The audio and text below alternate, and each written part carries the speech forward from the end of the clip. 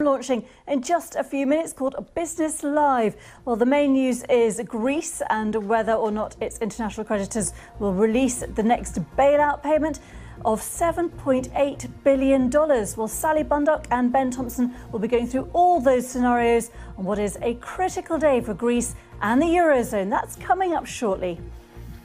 I am back in half an hour with all the top stories here. Stay with us. I'm Geeta Gurumurthy. See you soon.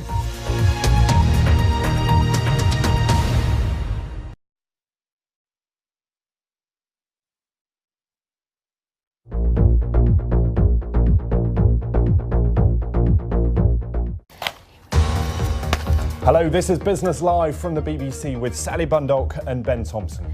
Under pressure and under scrutiny, Greece's budget plans are in the spotlight yet again. That's our top story on Monday, the 30th of March.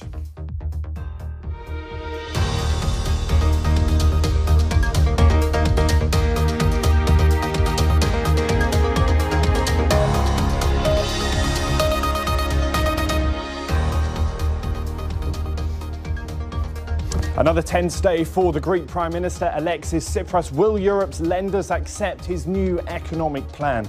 Also coming up in the programme, hands off. The electric car maker Tesla announces plans for hands-free driving. But what happens if you crash? The insurance industry is struggling to keep up.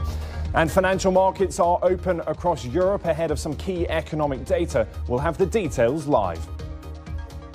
And we'll be getting the inside track on a woman who's made history. Cathy Engelbert is the chief executive of Deloitte, the first female boss of one of the US's largest consulting and accounting firms.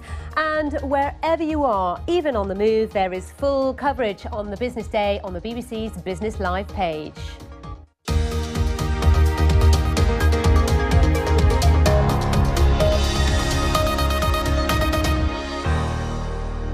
A very warm welcome to the programme. We'll be here every weekday at this time, bringing you the latest business news from around the world. Crucially, of course, we'll also find out what it means for you. And let us know what you think about the show or the stories we're covering. We'd love to hear from you. Thank you. The clock really is ticking, isn't it? Let's take a look, though, at some of the other top business stories from around the world for you, because 6 bosses at the Dutch bank ABN AMRO have given up bonuses worth nearly $110,000 after what the bank called a public commotion. The bank was nationalised in 2008 during the height of the financial crisis. More bad news for Japan's economy. Industrial output there was much weaker than expected last month, falling 3.4% from the month before. Now, that's been blamed on companies cutting their production due to the Lunar New Year holidays. And World Duty Free has a new owner. The shops that sell perfume, cigarettes and chocolate while you're waiting for a flight, well, they'll now be run by Switzerland Dufry after Benetton family sold its controlling stake. The deal creates the world's largest travel retailer with a market share of 25%.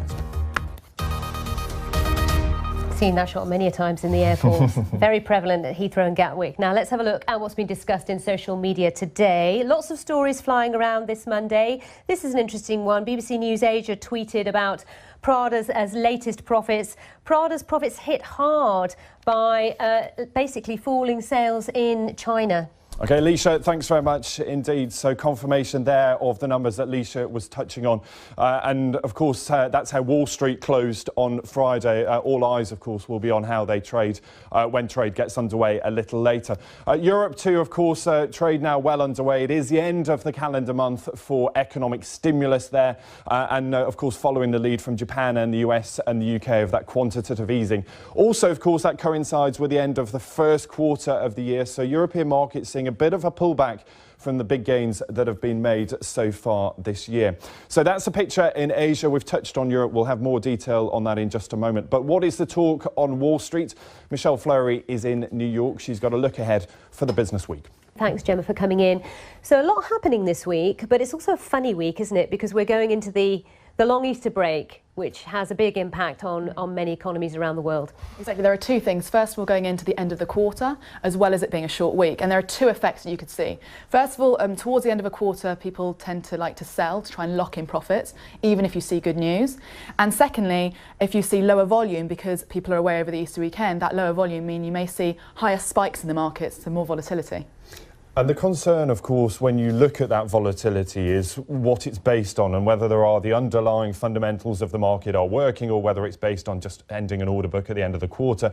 And I touched on it there when we talked about the markets. The first full month of QE from Europe, we saw some big spikes. Still to come, though, what it takes to manage 70,000 staff. We'll hear from the first female boss of one of America's largest accounting firms. You are watching Business Live from BBC News.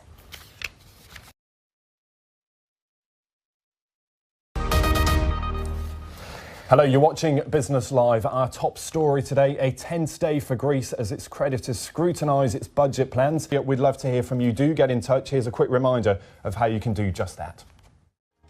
The Business Live webpage is where you can stay ahead with all the day's breaking business news. We'll keep you up to date with all the latest details, with insight and analysis from the BBC's team of editors right around the world. And we want to hear from you too. Get involved on the BBC Business Live webpage at bbc.com/business. Or on Twitter, we're at BBC Business. And you can find us on Facebook at BBC Business News. Business Live on TV and online whenever you need to know. So do get in touch. Yeah, that is it, sadly, for Business Live from today. More business news throughout the day, of course, on BBC World News. Shall we do it again tomorrow? I think so. Same time, same place. If you can, please join us. But stay with us here on BBC World News. Lots of business news still to come.